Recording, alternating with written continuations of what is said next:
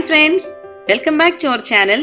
ഇന്ന് ഞാൻ നിങ്ങൾക്കായിട്ട് ഒരുക്കുന്നത് തണ്ണിമത്തൻ്റെ തൊണ്ട് കൊണ്ട് ഒരു അച്ചാറാണ് ഉണ്ടാക്കിയെടുക്കുന്നത്. ചൂടുകാലമൊക്കെ ആകുമ്പോൾ നമ്മളെല്ലാവരും വാങ്ങിക്കുന്ന തണ്ണിമത്തൻ്റെ ഈ തൊണ്ട് നമ്മൾ വെറുതെ കളയാണല്ലോ സാധാരണ ചെയ്യുന്നത്.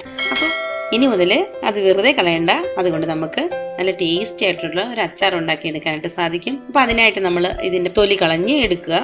വൈറ്റ് പോർഷൻ മാത്രം കട്ട് ചെയ്ത് ചെറുതായിട്ട് മാങ്ങയൊക്കെ അച്ചാർ ഇടുന്ന പോലെ കട്ട് ചെയ്തെടുക്കുക.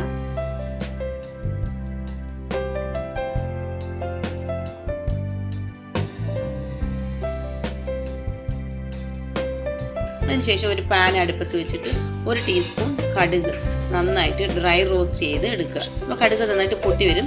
അതിനുശേഷം അതെടുത്ത് മാറ്റുക. 1/2 ടീസ്പൂൺ ഉലുവയും ഇതുപോലെ ഡ്രൈ റോസ്റ്റ് ചെയ്തെടുക്കുക. ഉലുവ നന്നായിട്ട് മൂത്ത് കഴിയുമ്പോൾ നമുക്ക് ഇതും എടുത്ത് മാറ്റാം. അതൊന്ന് തണുത്ത് വന്നതിന് ശേഷം നമുക്കിതൊന്ന് ക്രഷ് ചെയ്തെടുക്കാം. ഒത്തിരി പൊടിക്കണ്ട, തരിതരിപ്പായിട്ട് പൊടിച്ചെടുക്കാം. അതിനുശേഷം നമ്മൾ കുറച്ച് വെള്ളം നന്നായിട്ട് തിളപ്പിച്ചിട്ട് ആ തിളച്ച് വരുന്ന വെള്ളത്തിലേക്ക് അരിഞ്ഞു വെച്ചിരിക്കുന്ന ഈ തണ്ണിമത്തൻ്റെ തൊണ്ട് ചേർത്ത് കൊടുക്കാം. ഒരു 4 മിനിറ്റ് ഇത് നന്നായിട്ട് ഒന്ന് തിളയ്ക്കാൻ അനുവദിക്കാം. അതിനുശേഷം കോരി മാറ്റി എടുത്ത് വെച്ച് വെള്ളം പോകാനായിട്ട് എടുത്തു വെക്കാം. അപ്പോഴേക്കും നമുക്ക് ഈ പാനിൽ കുറച്ച് നല്ലെണ്ണ ചേർത്ത് കൊടുക്കാം. വെളിച്ചെണ്ണയാണ് ചേർക്കുന്നതെങ്കിൽ അതാണെങ്കിൽ കുഴപ്പമില്ല, പക്ഷെ നല്ലെണ്ണയാണെങ്കിൽ കുറച്ച് ദിവസത്തേക്കിന് കേടുകൂടാതെ സൂക്ഷിച്ച് വെക്കാനായിട്ട് സാധിക്കും. കുറച്ച് കടുക് ചേർത്ത് കൊടുക്കുക. കടുക് ചേർത്തതിന് ശേഷം അതിലേക്ക് ഇഞ്ചി അരിഞ്ഞ് ചേർത്ത് കൊടുക്കാം. വെളുത്തുള്ളി, കുറച്ച് ഏറെ വെളുത്തുള്ളി ഉണ്ട്, അരിഞ്ഞൂടെ ചേർത്ത് കൊടുക്കാം. പച്ചമുളക് ചേർത്ത് കൊടുക്കാം. ഒരു 2 പച്ചമുളക് വട്ടത്തിലരിഞ്ഞാണ്. കറിവേപ്പില ചേർത്ത് കൊടുക്കാം. എന്നിട്ട് നന്നായിട്ട് ഇതൊന്ന് മൂപ്പിച്ചെടുക്കാം.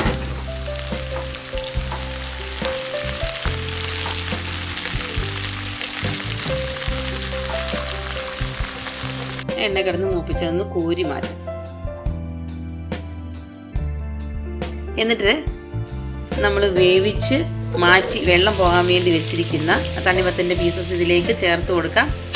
ആ വെള്ളമയമൊക്കെ നന്നായിട്ടൊന്ന് വറ്റി വരുന്നിടം വരെ നന്നായിട്ടൊന്ന് ഇളക്കി എടുക്കാം. നമുക്ക് ഈ തണ്ണിമത്തന് നമ്മൾ വാട്ടിയെടുക്കുമ്പോൾ ഇത് ചെറുതായിട്ടൊന്ന് കട്ടിയായിട്ടൊക്കെ വരും.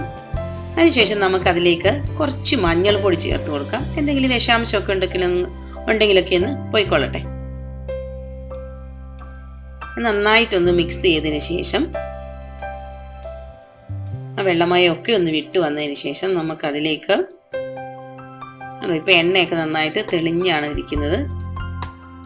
ആവശ്യത്തിന് മുളക് പൊടി ചേർത്ത് കൊടുക്കാം. തീ കുറച്ചിട്ടേക്കണം. എന്നിട്ട് നന്നായിട്ട് ഇത് മിക്സ് ചെയ്തെടുക്കാം. ആ മുളകിൻ്റെ പച്ചക്കുത്തൊക്കെ ഒന്ന് മാറുന്നതിന് വരെ ഒന്ന് ഇളക്കിയെടുക്കാം.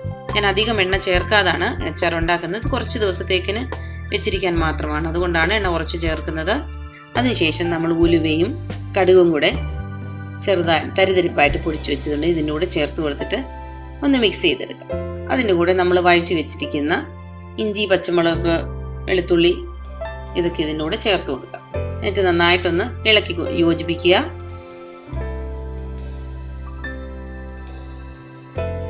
അതിനുശേഷം ആവശ്യത്തിന് ഉപ്പ് ചേർത്ത് കൊടുക്കുക. ഇതിൽ ഉപ്പ് ഇടുന്ന കാണുമ്പോൾ ഓർക്ക് ഒരുപാടുണ്ടെന്ന്, പക്ഷേ ആവശ്യത്തിന് ഉപ്പ് ചേർത്തിട്ടുള്ളൂ. ഒരു 4 ടേബിൾ സ്പൂൺ വിനാഗിരി ചേർത്ത് കൊടുക്കുക. പുളി കുറച്ചുകൂടി ഇഷ്ടമുള്ളവർക്ക് കുറച്ചും കൂടെ വിനാഗിരി വേണമെങ്കിൽ ചേർത്ത് കൊടുക്കാം. കുറച്ചുകൂടി വിനാഗിരി ചേർത്ത് കൊടുത്തിട്ടുണ്ട് ഞാൻ. എന്നിട്ട് നന്നായിട്ട് ഇതൊന്ന് മിക്സ് ചെയ്തെടുക്കാം. എണ്ണയുടെ അളവൊക്കെ കുറച്ച് ദിവസം കൂടുതൽ വെക്കാനാണെങ്കിൽ കുറച്ചുകൂടി എണ്ണ കൂടുതൽ ഉപയോഗിക്കാം. ഞാൻ ഇപ്പോൾ അധിക നാളൊന്നും വെക്കുന്നില്ല, അതുകൊണ്ട് കുറച്ച് എണ്ണ ചേർത്തിട്ടുള്ളൂ. 1/2 ടീസ്പൂൺ കായപ്പൊടിയും കൂടെ ചേർത്ത് കൊടുക്കാം. ഫ്രഷ് കായ ഉണ്ടെങ്കിൽ അത് നന്നായിട്ട് ചൂടാക്കിയതിന് ശേഷം അത് പൊടിച്ച് ചേർത്താലും മതി. എന്നിട്ട് നിന്ന് നന്നായിട്ട് മിക്സ് ചെയ്തെടുക്കുന്നു.